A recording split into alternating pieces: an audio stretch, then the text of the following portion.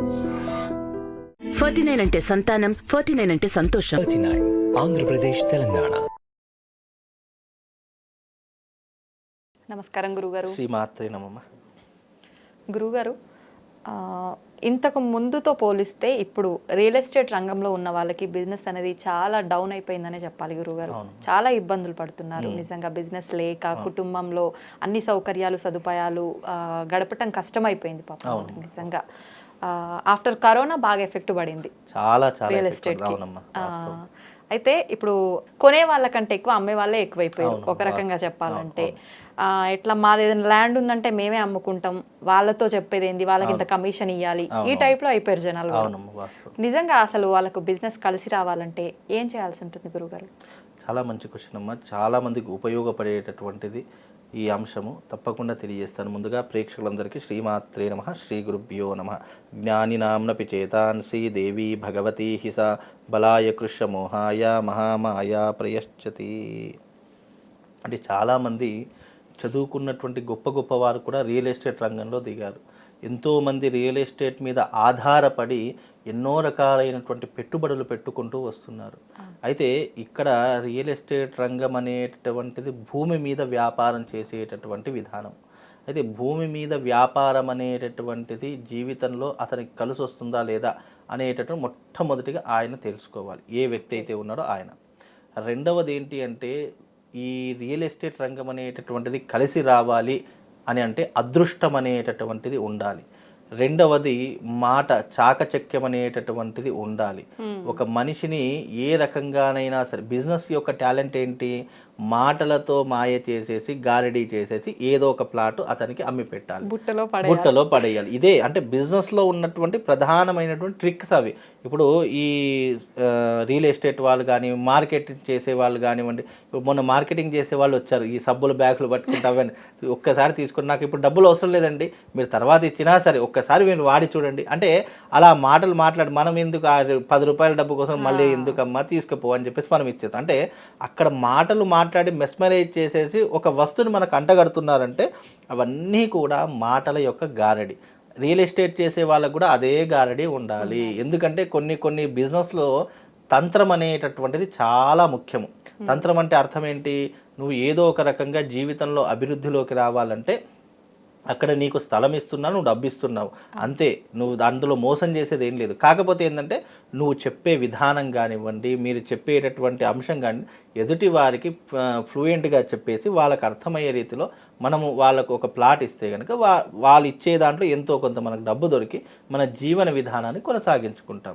అలాగే real estate రంగంలో కొంతమందిని చూస్తే అయ్యో వీడు ఏ రకంగా మనకు ఉపయోగపడతాడు, ఇతను చూస్తే ఏదో రకం మోసం చేసేలా వాడిలా ఉన్నాడు అని చెప్పేసి అనుకోకుండా కొన్ని వచ్చేస్తూ ఉంటాయి మనసులో ఆలోచనలు. మరి కొంతమందిని చూస్తే ఈ వ్యక్తి ఏదో చాలా అద్భుతంగా ఉన్నాడు, మనకు మంచి సైట్ అమ్మి పెడతాడు, లేదా మంచి సైట్ మనకు తీసుకొచ్చి పెడతాడు అని చెప్పేసి కొంతమంది మనం చూడగానే నమ్మేస్తుంటాం. అంటే నమ్మకం అనేటటువంటిది బిజినెస్లో చాలా ముఖ్యము. అలాంటి నమ్మకం రావాలి అంటే ముందు ఆ వ్యక్తిలో మాటకారితనం ఉండాలి, చైతన్యం ఉండాలి, శక్తి ఉండాలి. ఈ మూడు కూడా ఉండాలి అని నేను చెప్తాను. శక్తి అనేటటువంటి దైవాధీనంతో కూడుకున్నటువంటి విధానము.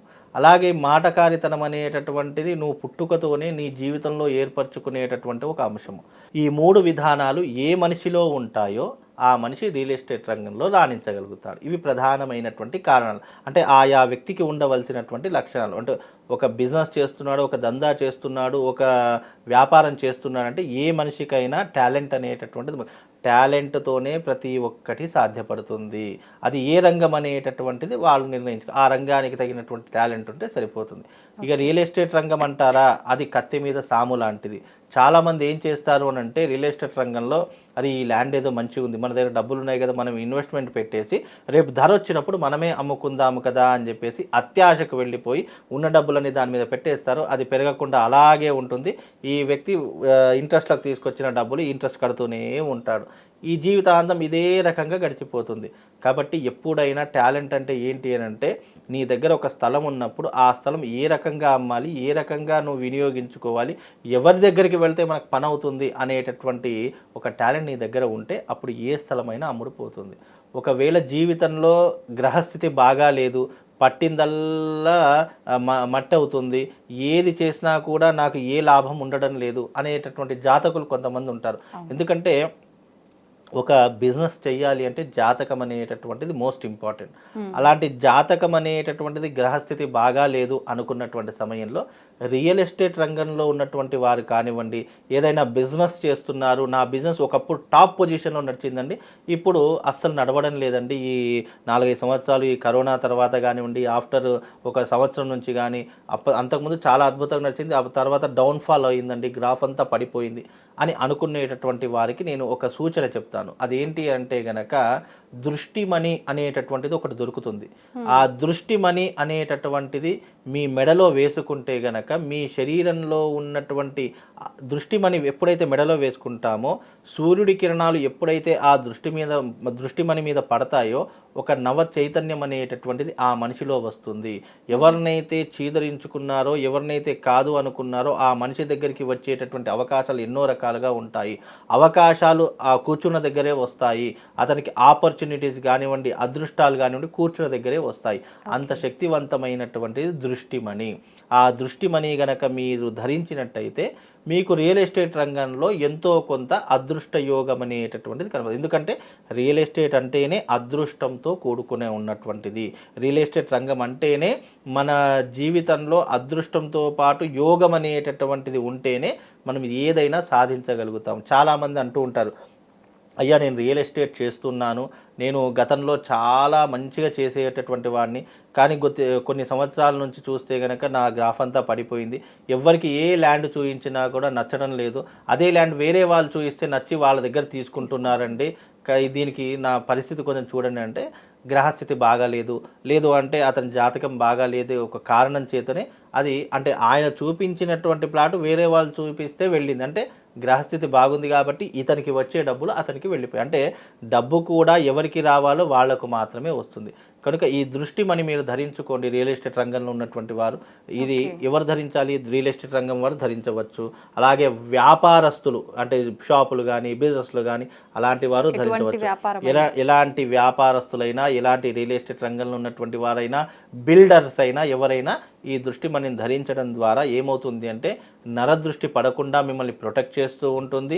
మీరు ఏదైనా ప్రాజెక్ట్ పట్టుకున్నా అది సక్సెస్ అయ్యేంత వరకు మీతోటే ఉంటుంది. కాబట్టి ఈ దృష్టిమణిని ధరిస్తే మీకు కొన్ని దోషాలు తొలగిపోయి మీకు అదృష్ట యోగం అనేటటువంటిది కలుగుతుందమ్మా. మీరు ఇప్పుడు అదే చెప్పిన దృష్టిమణి అంటే మామూలుగా పూజా స్టోర్లలో అట్లా లభిస్తుందా గురుగారు? దృష్టిమణి దొరుకుతుంది, కాకపోతే ఏంటంటే దానికి మంత్ర ఉపాసన చేసి ఇప్పుడు ఉదాహరణకు ఒక వస్తువు షాప్లో, ఇప్పుడు యంత్రం తీసుకోండి, షాప్లో దొరుకుతుంది. అదే యంత్రం మనం గుడికి వెళ్ళిన తర్వాత దానికి చేయవలసినటువంటి క్రతువులు, ప్రాణ ప్రతిష్టలు, దానికి అభిమంత్రించినటువంటి మంత్రాలు అవన్నీ చేస్తేనే ఒక వస్తువుకి శక్తి అనేటువంటి ఒక పవర్ అనేటటువంటిది జనరేట్ అవుతుంది. అలా జనరేట్ అయినటువంటి దానికి శక్తి, ఆ యంత్రానికి ఒక శక్తి వస్తుంది.